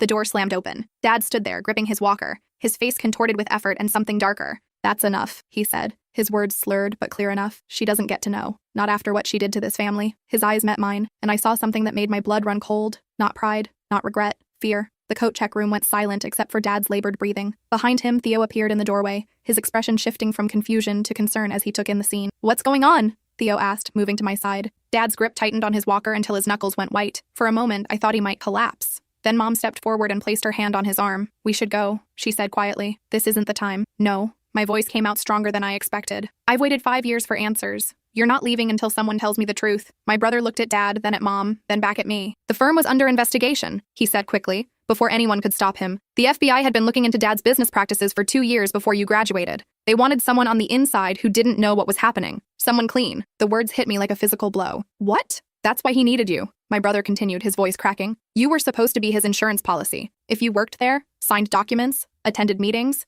you'd be implicated too. He thought if they came after him, having his daughter involved would make the case too messy. Might even give him leverage for a better deal." I stared at Dad. That's not true. But his face told me everything. The fear in his eyes wasn't about my success. It was about what I might discover now. "You were going to make me an accessory," I whispered. "To what? What did you do?" Mom's voice was barely audible. "Tax fraud, embezzlement, money laundering through shell companies. It started small, 20 years ago. Then it just kept growing." "The stroke," my brother added. It wasn't random. It happened the day after the FBI served a warrant on the office. They seized everything: computers, files, bank records. Theo's hand found mine and squeezed. I couldn't feel it. I couldn't feel anything except the weight of what I'd narrowly escaped. When you refused to join the firm, Mom said, tears streaming down her face, he panicked, started moving money faster, trying to cover tracks, made mistakes. The investigation accelerated. So you let me leave thinking I was a disappointment. My voice sounded distant, like it belonged to someone else. You let me believe I'd failed you, that I was throwing away some great opportunity. I was protecting you, Dad interrupted, his words garbled but fierce. If you joined the firm, you'd be facing charges right now. I saved you by pushing you away. The audacity of it stole my breath. You tried to use me as a shield. When that didn't work, you're claiming you saved me? The prosecutors are building a case, my brother said. They've offered deals if he cooperates. But if he goes to trial, they want to call you as a witness. Mom finished. They know he tried to recruit you. They think you might have known something, heard something over the years. That's why they came to the wedding. Not for reconciliation, not for pride. They needed to see what I knew, what I might say. How long have you known? I asked my brother. 6 months. They approached me too, asked about conversations I'd overheard, about whether you ever seemed suspicious of Dad's work. He looked miserable. I told them you didn't know anything, that you'd been cut off completely. And you didn't think to warn me? I tried. Every time we talked, I tried to tell you without actually saying it. But Mom begged me not to burden you with it. Said you deserved to be happy. I looked at my mother, really looked at her. The expensive dress that probably cost more than my first car, the diamond bracelet that sparkled under the reception lights. All of it bought with stolen money. Did you know? I asked her. The whole time? She didn't answer. She didn't have to. Get out, I said. All of you. Get out of my wedding. Sweetheart. Mom reached for me. Don't. I stepped back. You stood by while he tried to destroy my future to save himself. You let me spend 5 years thinking I disappointed you. And you came here today not to celebrate with me, but to assess damage control. It's more complicated than that, Dad managed. Is it? Because it seems pretty simple to me. You're a criminal. You tried to make me one too. When I accidentally saved myself by leaving, you convinced everyone I was the villain. Theo's arm wrapped around my waist, holding me steady. I think you should leave now, he said to my parents. His voice was calm, but absolute. Dad's face twisted. You don't understand what it's like, building something for decades, watching it all fall apart because of a few mistakes. A few mistakes? My voice rose. You stole money. You laundered it. You were willing to sacrifice your own daughter to avoid consequences. Those aren't mistakes. That's who you are. I gave you everything, Dad said. This degree you're so proud of, I paid for it. The car you drove to Portland? Mine. Even now, you're standing here judging me with the privilege I provided. You're right. I cut him off. You gave me a good childhood, a good education, and I'm grateful for that. But the second I became useful as something other than a daughter, the second you needed a pawn, you were willing to destroy me. That cancels out the rest. My brother was crying now, silent tears running down his face as he watched our family implode. What about you? I asked him. Did he try to trap you too? He offered me a job last year, my brother admitted. Right after they contacted me. I think he was trying again, finding a replacement shield now that you were gone. Did you take it? No, I'm working at a nonprofit, making $40,000 a year. He laughed bitterly. Dad keeps calling it charity work, says I'm wasting my potential. The irony would have been funny if it wasn't so devastating. Mom took one last shot. We're still your parents. That has to mean something. It does, I said. It means I'll grieve what we could have been, but I won't let you weaponize love to excuse what you did. Security appeared in the doorway. Theo must have signaled them. 2 men in dark suits waited patiently for instruction. Please escort these guests out, Theo said. They're leaving. Dad looked like he wanted to argue, but the fight drained out of him. He was just an old man in a wheelchair, facing the consequences of his choices. Mom helped him turn toward the exit. At the door, my brother paused. I'm sorry, he said, for not telling you sooner, for not protecting you better. You tried to tell me tonight. That's more than they did. He nodded and followed our parents out. The coat check room fell quiet. Through the closed door, I could hear music from the reception, my wedding, my perfect day that now felt irreversibly tainted. I want to get out of this dress, I said. I want to leave. Okay, Theo said immediately. What do you need? I need to not be here. I need to not think about this. My voice cracked. I need to marry you without them in my head. He pulled me close. Then let's go. Right now. Leave this whole thing behind. We can't just abandon our own wedding. Watch us. He was already pulling out his phone. I'm texting my brother. He can make announcements, handle guests. We're going. Where? I don't care. Anywhere but here. 20 minutes later, we were in Theo's car, still in our wedding clothes. I'd grabbed my phone and nothing else. He drove without destination, just putting miles between us and the reception venue. We ended up at a 24-hour diner 40 minutes outside the city. The waitress didn't even blink at my white dress or his tuxedo. She just brought us coffee and waited while I stared at the menu without reading it. Pancakes, Theo told her. We'll both have pancakes. After she left, he reached across the table and took my hands. You okay? I don't know what I am. That's fair. My whole childhood was a lie, I said. Every time he praised my grades, every father-daughter dance, every proud moment, he was just grooming me, making sure I'd be loyal enough, devoted enough, to walk into his trap without questioning it. Maybe, Theo said carefully. Or maybe he loved you and was also a criminal. People can be multiple things at once. Don't make excuses for him. I'm not. I'm just saying you get to decide what to keep and what to throw away. You don't have to burn down every memory to protect yourself. The pancakes arrived. I pushed mine around the plate while Theo ate his methodically, giving me space to think. They're going to call me, I said eventually. The prosecutors, If they want me to testify, probably. What should I tell them? The truth, whatever that is. I thought about all the dinners where Dad complained about regulations, about government overreach, how he'd rant about taxes being theft. I'd tuned it out. Typical teenage rebellion against parental lectures. Now I wondered what I'd missed. I don't think I know anything useful, I admitted. I was deliberately oblivious. Didn't want to follow in his footsteps, so I didn't pay attention to what those footsteps looked like. Then you tell them that. My brother will have to testify too. He heard things. Theo nodded. This is going to get messy. Media attention, probably. Your dad's firm wasn't small. I hadn't even thought about that. The idea of seeing my father's face on the news, reading articles about the scandal, watching strangers dissect my family's dysfunction, it made the pancakes curdle in my stomach. I changed my name, I said suddenly, when we got married. I wasn't going to originally, but then at the last minute I decided to take yours. I told myself it was romantic, but maybe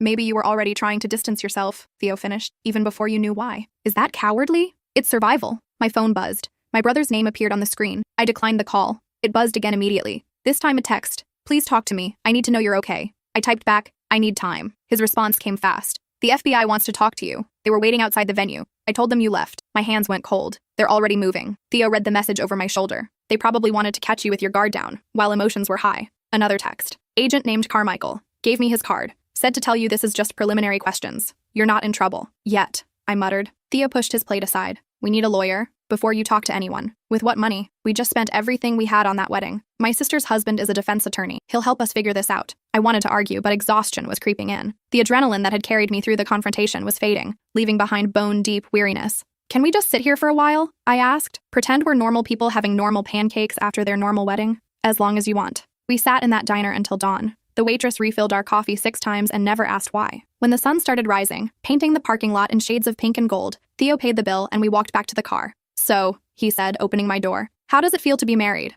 Despite everything, I laughed. Not quite how I imagined. Me neither. He kissed my forehead. But I'd do it again. All of it. Even the terrible parts. We haven't even had our honeymoon yet, and we're already dealing with family drama and federal investigations. Good practice for the rest of our lives. He drove us to his apartment. Our apartment now, I supposed. We'd been planning to move into a new place after the honeymoon, but that could wait. Everything could wait. I fell asleep in my wedding dress, curled up on the couch while Theo made phone calls in the next room. His voice was a low murmur, talking to his brother-in-law about lawyers and subpoenas and things I wasn't ready to process. When I woke up, it was late afternoon. Theo had draped a blanket over me and left a note on the coffee table. Went to get your things from the venue. Back soon. Love you. My phone was full of messages. My brother had texted 17 more times. Mom had called 6 times and left one voicemail I wasn't ready to listen to. There were also messages from college friends who'd been at the wedding, all variations of, "Are you okay?" and "What happened?" The top message was from an unknown number. "This is Agent Carmichael, FBI. I'd like to speak with you at your earliest convenience regarding your father's case. Please call this number to arrange a meeting. My wedding day." The FBI was contacting me on my wedding day. I deleted the message.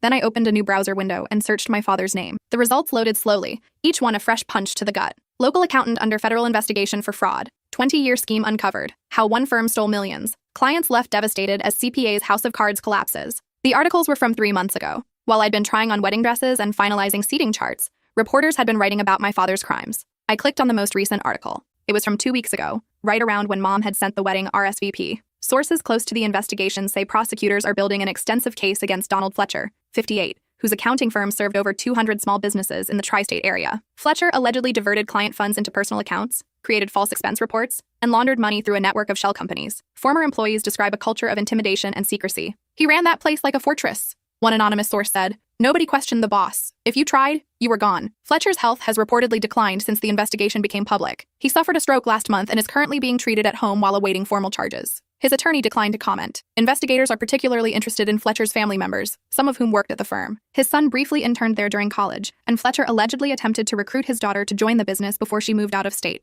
It's unclear if family members had knowledge of the fraudulent activities. The article included a photo of Dad from 5 years ago, before the stroke. He looked powerful in that picture, confident. The kind of man who could convince you to trust him with everything. I wondered how many people had. The front door opened. Theo came in carrying 3 suitcases and 2 boxes. "Your college friend Priya helped me pack," he said. "She's very organized. Also very concerned about you. People are talking." "Yeah." He set down the luggage. "Your wedding exit is going viral on some Reddit forum. Someone posted asking if anyone knew what happened. Last I checked, the thread had 3,000 comments. Oh God. Most people are supportive. They're speculating about family drama, toxic parents. A few have connected it to your dad's case." He sat down beside me. "We can disappear for a while if you want. Take that honeymoon. Get out of town until this blows over." Does it blow over? This kind of thing? Eventually. Something else becomes the scandal. But probably not for a few months. I showed him Agent Carmichael's message. He read it twice, his jaw tightening. My brother-in-law says don't talk to them without representation. They're going to try the friendly approach first. Act like you're just helping them understand context. But anything you say can be used. I don't have anything to hide. You also don't know what they think you know.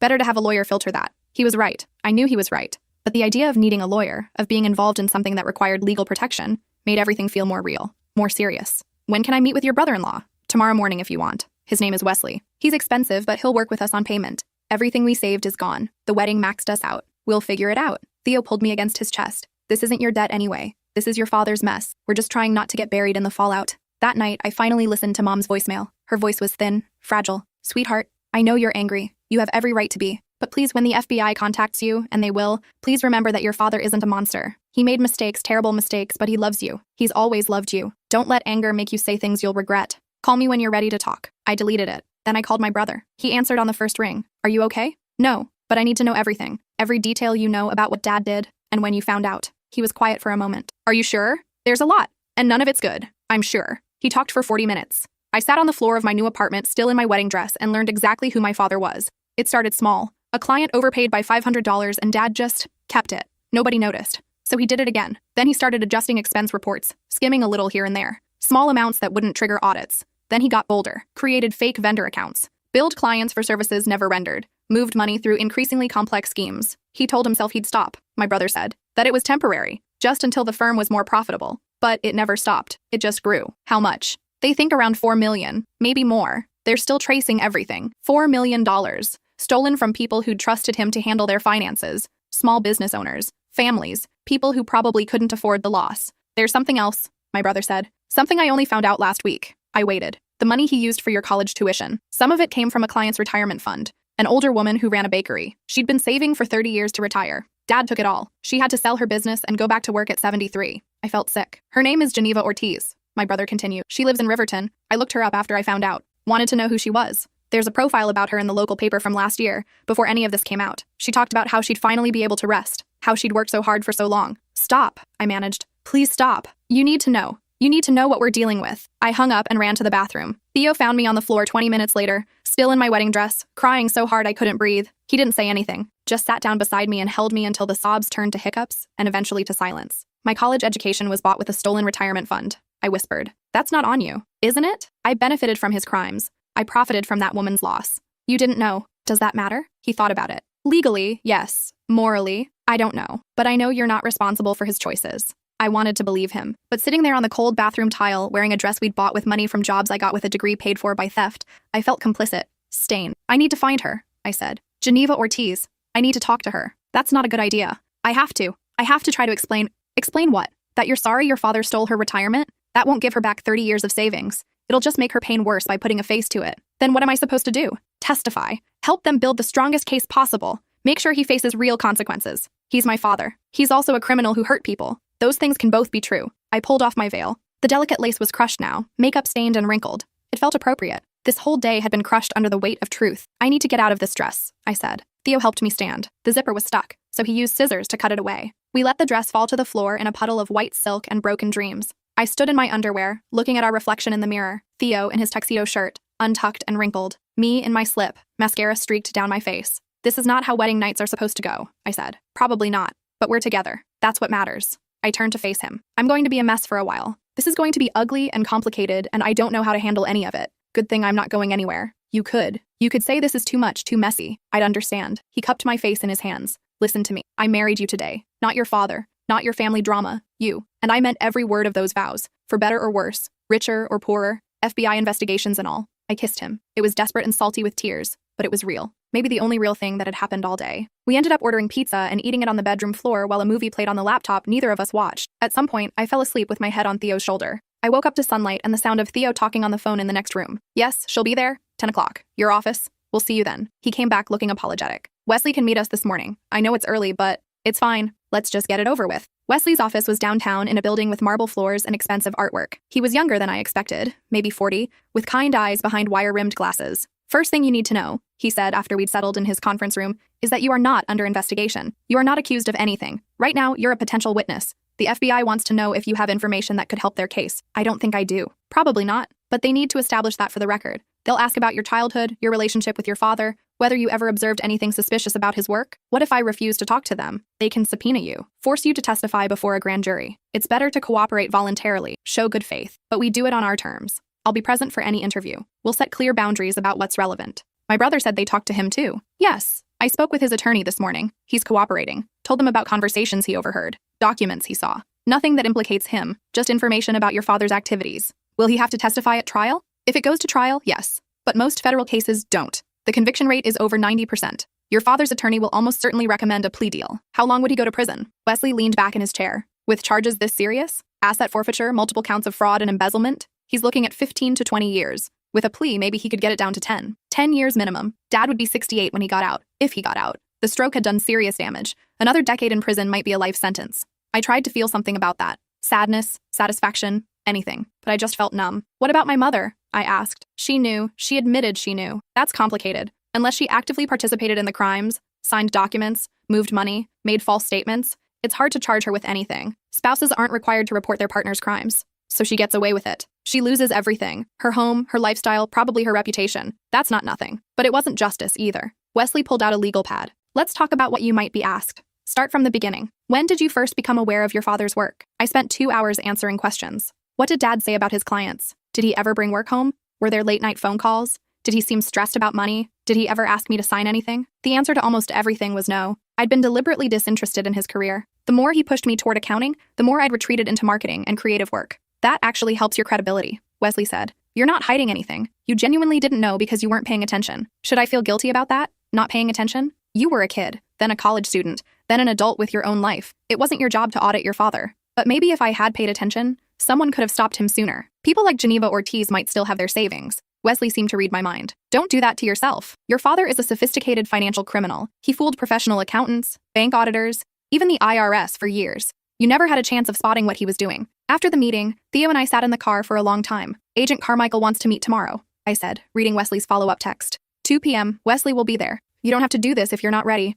I'll never be ready. Might as well get it over with. We drove to a park and walked along the trail. It was a Tuesday afternoon, so the place was mostly empty except for a few joggers and a woman with a stroller. I keep thinking about that woman, I said. Geneva Ortiz. My brother sent me the article about her. She looks like someone's grandmother, smiling in front of her bakery, proud of what she'd built. You can't fix what he broke. I could try. I could reach out to her. Tell her I didn't know. Offer to help. With what money? And what would that actually accomplish except making you feel less guilty and her feel worse? I knew he was right, but the guilt sat in my chest like a stone. The trial is going to make everything public, I said. People will find out I'm his daughter. They'll find out about you. Our life. Someone will probably dig up our wedding drama and connect all the dots. Let them. We're not hiding. Your job is fine. I already talked to my boss. Explained the situation. They're supportive. For now, wait until my face is on the news. Theo stopped walking and turned to face me. Listen to me. I don't care. I don't care if people talk or stare or think we're connected to his crimes. I know the truth. You know the truth. That's what matters. You're being too nice about this. You should be angry. You should be questioning whether you made a mistake marrying me. I'm not angry at you. I'm angry at your father for what he did and how he tried to use you. But you're the victim here too. You and everyone he stole from. I wanted to believe him, but it was hard to see myself as a victim when I'd benefited so much from stolen money, even unknowingly. That night, I couldn't sleep. I lay in bed scrolling through my phone, reading more articles about the case. Each one revealed new details, more victims, more sophisticated schemes, more evidence of just how extensive the fraud had been. One article mentioned Dad's stroke specifically. Associates say Fletcher appeared visibly shaken after the FBI raid on his office. He was hospitalized with stroke symptoms within 24 hours. Some speculate the stress of the investigation triggered the medical emergency, so the stroke was real, not a ploy for sympathy. He'd literally been brought low by the consequences of his own actions. Another article interviewed a victim. Bradley Chen ran a family restaurant for 40 years. When he tried to retire and access his accounts, he discovered his CPA had embezzled nearly everything. I trusted him completely, Chen said. He was at my daughter's wedding. I thought we were friends. I wondered if Dad had attended Geneva Ortiz's parties too. If he'd eaten cake bought with money, he planned to steal. Around 3 a.m, I gave up on sleep and went to the kitchen. Theo found me there an hour later, sitting at the table with a laptop and 17 browser tabs open. What are you doing? Research. I'm trying to understand the full scope. How many people? How much money? What the actual impact was? That's not healthy. Maybe not. But I need to know. I showed him a spreadsheet I'd started. I'm cataloging the victims from news reports. Names, businesses, amounts stolen when reported. I'm up to 32 confirmed cases. Why? Because somebody should acknowledge them. Somebody should know their names. Theo pulled up a chair beside me. Show me. We spent the rest of the night reading victim statements together. Each one was heartbreaking in its own way. A woman who couldn't afford her daughter's medical treatment after Dad emptied her health savings account. A man whose business went bankrupt because he thought he had operating capital that didn't exist. A couple whose divorce was triggered by financial stress from the theft. By dawn, we had documented 47 victims, and we still hadn't finished reading. I want to do something, I said. Something real to help them, not just testify. Like what? I don't know yet, but there has to be something. The meeting with Agent Carmichael was in a federal building downtown. We had to go through security, empty our pockets, surrender our phones. Wesley met us in the lobby. Remember, he said as we waited for the elevator, answer only what's asked. Don't volunteer information. If you don't remember something, say so. If you're not sure, say so.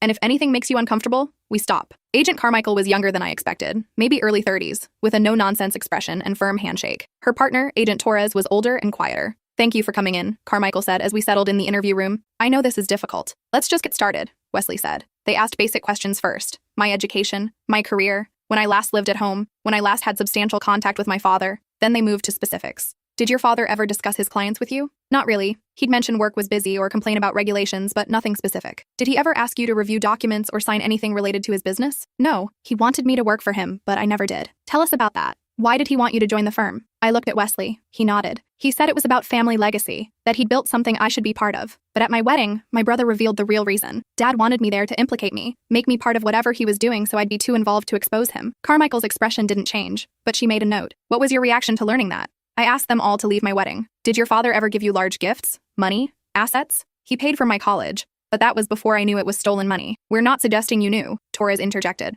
We're just establishing the flow of funds. Did he give you anything else? A car? Down payment on a house? A car when I turned 16. Nothing after I left home 5 years ago. No contact at all? Occasionally my mother would try to call. My brother and I talked sometimes, but Dad and I were estranged. By your choice? Or his? Both. I left. He cut me off financially and emotionally. The questions continued for over an hour. They asked about family dinners, conversations I might have overheard, whether I'd ever been to his office, if I knew any of his clients. The answer was almost always no. I'd been so focused on escaping his expectations that I'd never looked closely at what those expectations were built on. Finally, Wesley said, I think that's sufficient for today. My client has been cooperative. If you have follow-up questions, you can contact me. Carmichael nodded. One last thing. We may need you to testify before the grand jury. Are you willing to do that? Yes, I said. Whatever you need. And if this goes to trial? Same answer. She smiled for the first time. Thank you. I know this isn't easy. For what it's worth, your father's crimes were extensive and sophisticated. There's nothing you could have done to stop them. It should have made me feel better. It didn't. Outside, Wesley walked us to our car. That went well. You were clear, consistent, credible.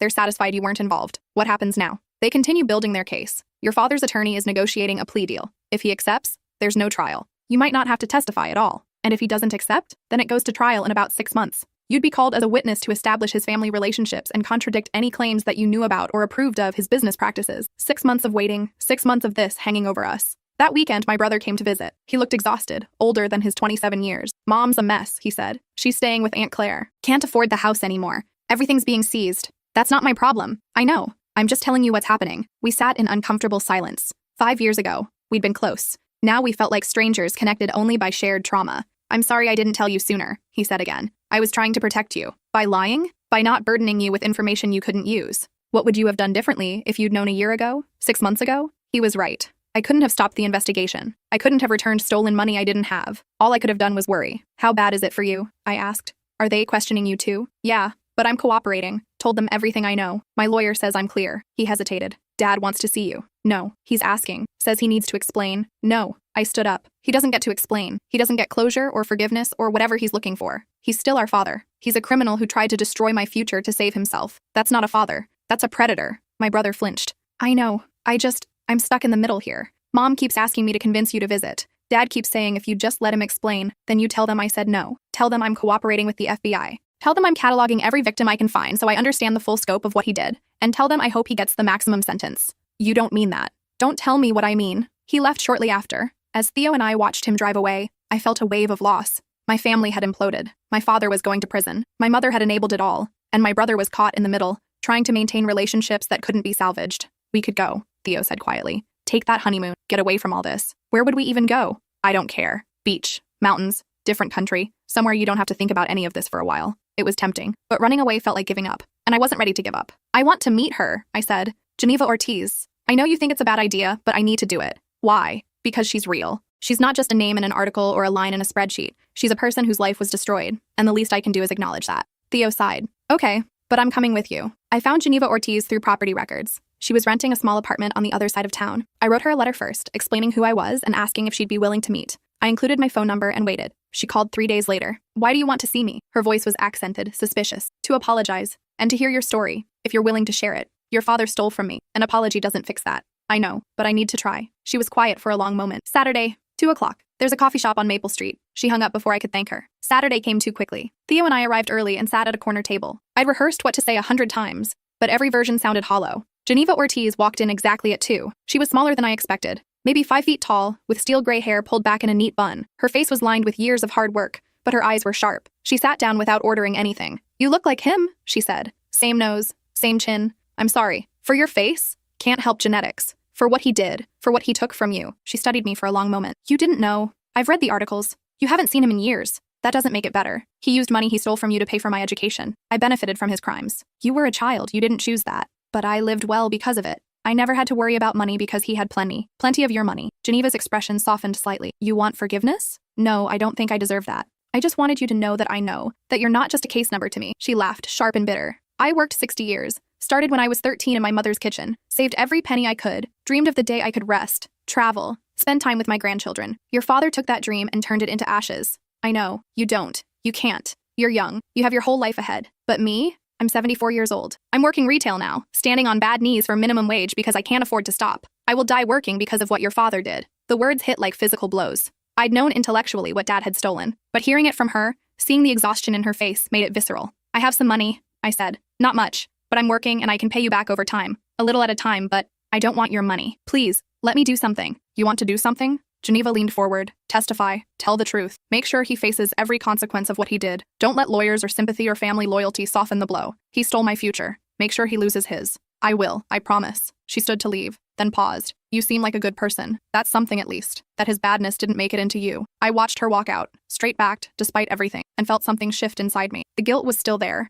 but alongside it was something else. Determination. "I'm going to testify," I told Theo. "If he takes a plea deal, fine. But if this goes to trial, I'm going to tell them everything. What he tried to do to me, how he tried to use me, all of it." "Okay," Theo said. "Then that's what we'll do." That night, I wrote out everything I remembered about Dad's attempts to recruit me. Every conversation, every guilt trip, every manipulation. I documented the timeline of when I refused, when he cut me off, when he ramped up his crimes. Wesley reviewed my statement and nodded. "This is good, clear, damning. If he goes to trial, this will be powerful testimony." 2 weeks later, the plea deal fell through. Dad's lawyer had been negotiating for 8 years. The prosecution wanted 15 minimum. Dad refused. He wanted a trial. "He thinks he can win," Wesley explained, "or at least muddy the waters enough to get sympathy. Rich old man, health problems, devoted family, classic defense strategy. He doesn't have a devoted family anymore." "Exactly. Which is why your testimony will be so important. You undermine his entire defense." The trial was scheduled for 6 months out. In the meantime, I focused on building my life. Theo and I settled into our apartment. I got promoted at work. We adopted a cat named Justice, which Theo thought was on the nose, but I found fitting. Mom continued trying to contact me. I ignored her calls.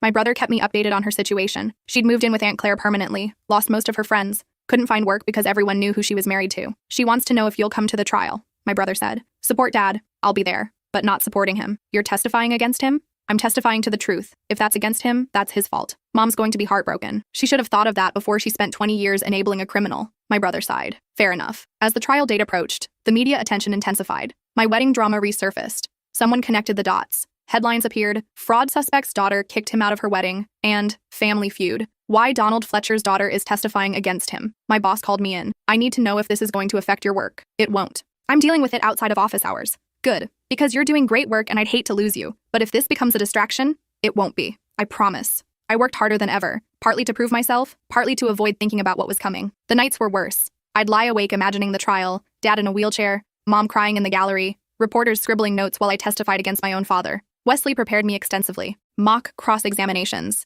Aggressive questions designed to rattle me. Attempts to paint me as a bitter, estranged daughter seeking revenge. "Stay calm," he coached. "Answer honestly. Don't let them provoke you. The facts are on your side." The prosecution also prepped me. They walked me through what they'd ask, how they'd establish my credibility. They showed me documents, emails Dad had sent to business partners mentioning his plan to bring me into the firm, make me an integral part of operations. "These show intent," the prosecutor explained. "He wasn't offering you a job. He was building a defense." Seeing it in writing made it worse somehow. Proof that it hadn't been my imagination or my brother's speculation. Dad had literally plotted to use me as cover. The night before the trial started, I couldn't sleep. Theo held me while I cried angry, frustrated tears. "I shouldn't have to do this," I said. "I shouldn't have to publicly testify against my own father. This is wrong." "You're right. It is wrong. But you're doing it anyway because it's necessary. What if he sees me and has another stroke? What if? Then that's on him. His health problems are not your responsibility. His consequences are not your burden." The courthouse was a zoo. Cameras everywhere. Reporters shouting questions. Wesley and Theo flanked me as we pushed through to the entrance. Inside, the courtroom was packed. I spotted Mom in the front row behind Dad's table, looking small and fragile.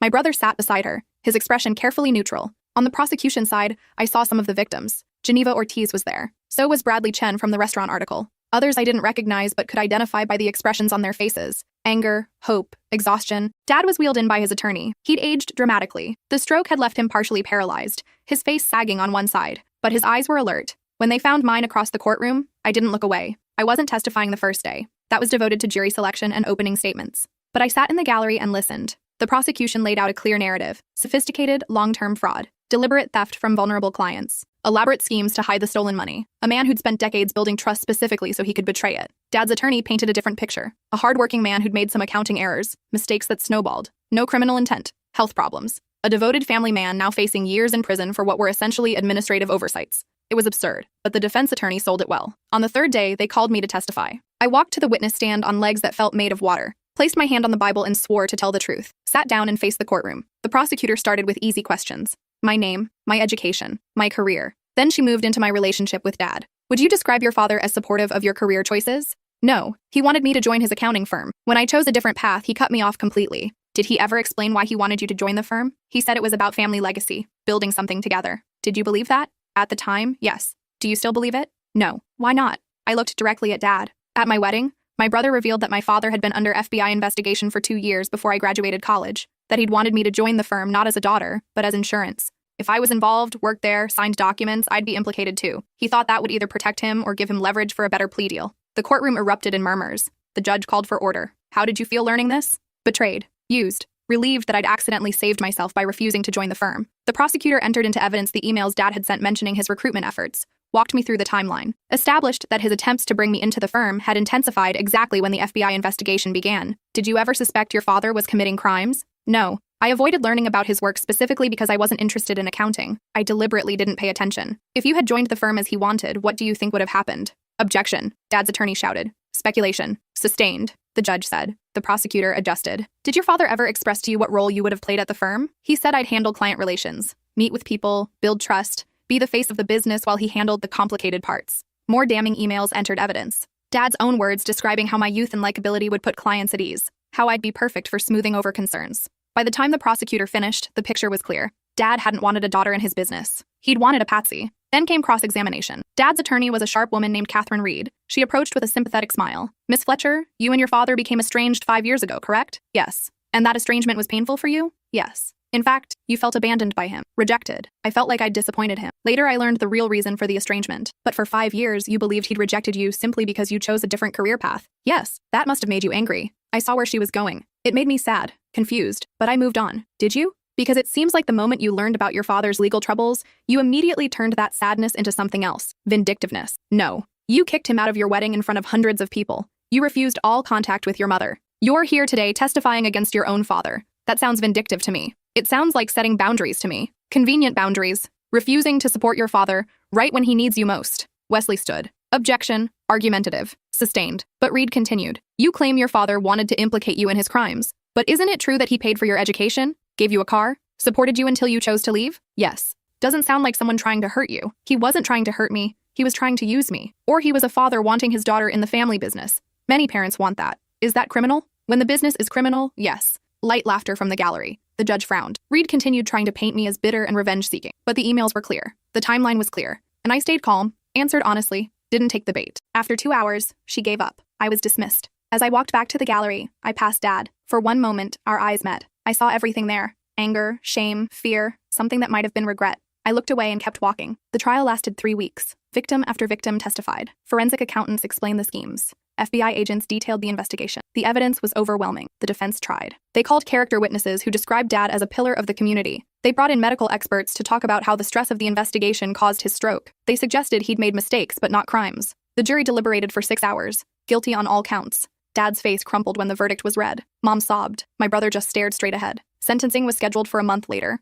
Outside the courthouse, Geneva Ortiz found me. Thank you, she said simply. I just told the truth. Sometimes that's enough. She walked away before I could respond, straight-backed and proud despite everything she'd lost. The sentencing hearing was less crowded. Most of the media had moved on to other stories, but the victims were there. One by one, they gave impact statements. Bradley Chen described losing the restaurant his family had run for 40 years. A single mother explained how dad's theft had forced her to give up custody of her kids because she couldn't afford to house them. An elderly man talked about working as a Walmart greeter at 82. Each statement was a knife, each one a reminder that dad hadn't just stolen money. He'd stolen futures, dreams, stability, dignity. When it was the prosecution's turn to recommend a sentence, they asked for the maximum, 20 years. The defense asked for leniency, pointed to dad's age, his health, his lack of criminal history before this. The judge listened to everything. Then she spoke. Mr. Fletcher, you violated the trust of dozens of people over 2 decades. You stole not just their money, but their sense of security. You used your expertise and their faith in you as weapons against them. You showed no remorse until you were caught. And even then, your primary concern seemed to be protecting yourself, even at the expense of your own daughter. The law allows me to show mercy, but I see no reason why you should receive what you never gave your victims.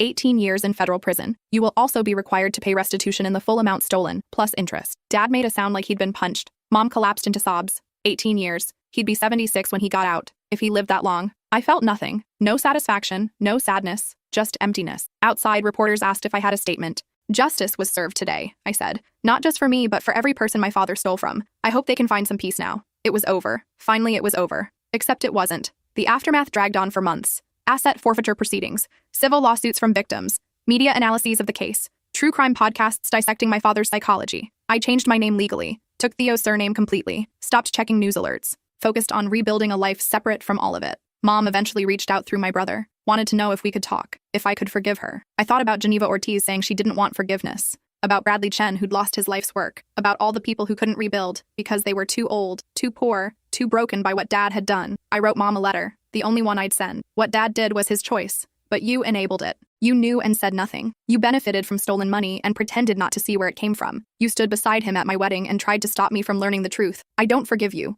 I'm not even sure I should. Maybe someday I'll feel differently. But right now, I need you to understand that you don't get absolution just because you want it. You made choices. Live with them. I'm building a life that has nothing to do with either of you. I wish you well, but I wish it from a distance. I mailed it and never looked back. A year after the trial, Theo and I took our belated honeymoon. We went to Iceland, as far from everything as we could get, watched the northern lights, hiked through volcanic landscapes, sat in hot springs, and talked about the future. Do you ever think about having kids? Theo asked one night. Sometimes. But I'm terrified I'll mess them up the way I was messed up. You're not your father. No. But what if some part of him is in me? What if, stop, you are the person who walked away from easy money to build something real, who stood up in court and told the truth even though it was hard, who cataloged victims to honor them when no one asked you to. That's who you are. Is that enough? It's everything. We flew home and started planning for a future that was ours alone. I got promoted again. Theo started his own consulting firm. We bought a small house with a yard for Justice the cat to pretend to hunt in. Life moved forward. Sometimes I'd think about Dad in prison. Wonder if he'd learned anything. If he felt remorse. If he ever thought about the people he'd hurt. Probably not. People like him rarely did.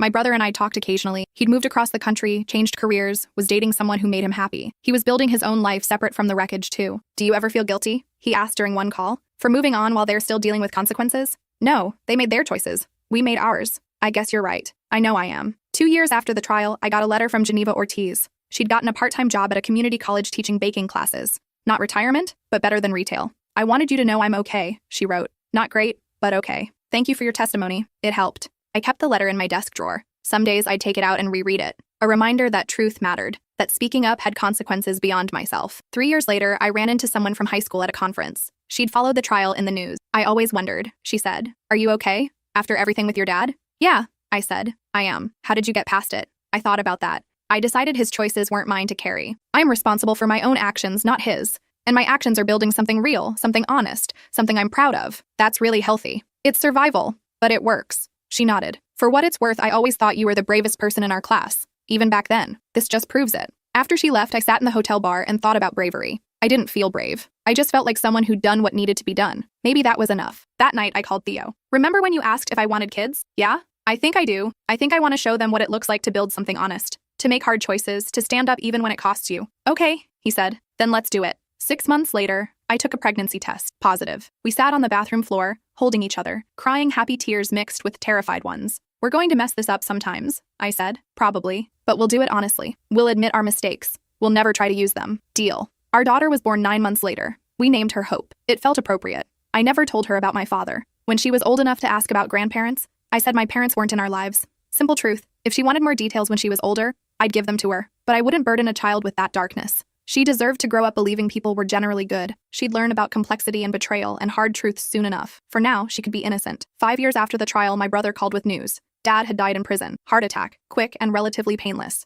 Do you want to go to the funeral? He asked. Is there one? Mom's planning something small. I'll pass. Yeah, me too. We stayed on the phone in silence for a while, both processing the same complicated grief, not for the man who died, but for the father we'd never really had. Do you think he ever regretted it? My brother finally asked. Regretted getting caught? Probably. Regretted what he did? I don't know. I wish I'd had a different dad. Me too. After we hung up, I sat with the news for a long time, tried to find some feeling about it. Sadness, relief, closure. Instead, I just felt tired. Tired of thinking about him. Tired of the weight of his choices affecting mine. So I decided to stop. I'd told the truth. I'd honored the victims. I'd built a good life despite him, not because of him. That was enough. I went to the living room where Theo was reading Hope a story, curled up beside them and listened to his voice, her giggles, the ordinary sound of a family built on honesty. This was what I'd chosen instead of Dad's firm. This was what I'd gained by losing everything, and it was worth it. Every part of it was worth it. 10 years after I walked out of my wedding reception, I stood in the same venue, this time for a different reason. I'd been contacted by a journalist writing a book about financial crimes. She wanted to interview me about Dad's case, about being the daughter who testified.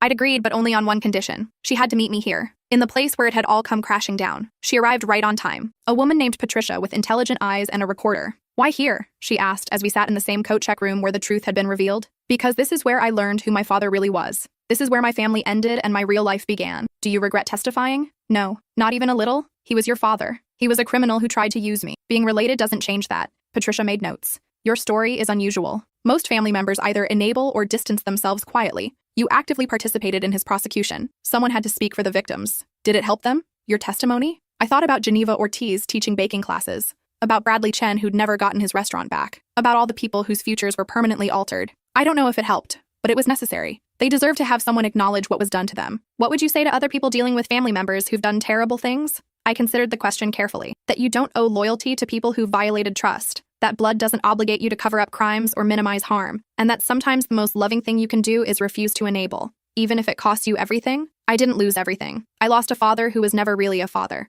I kept my integrity. That trade was worth it. Patricia turned off her recorder. For what it's worth, I think you're incredibly brave. I'm just someone who told the truth when it mattered. That's what bravery is. After she left, I stood in the empty venue, remembered myself at 27, terrified in a wedding dress, learning my father had tried to destroy my future. I wondered what I'd tell that version of myself if I could. Probably that it would be okay, that the pain would fade, that she'd build something beautiful from the ashes. My phone buzzed. Theo sending a picture of Hope helping him make dinner, both of them covered in flour, laughing. This was my life now. Simple, honest, built on choices I was proud of. I'd sent Dad a wedding invitation to show him what I'd built without his help. Instead, I'd discovered what he'd been hiding, and in a strange way, that was a better wedding gift than anything he could have given me. The truth had set me free.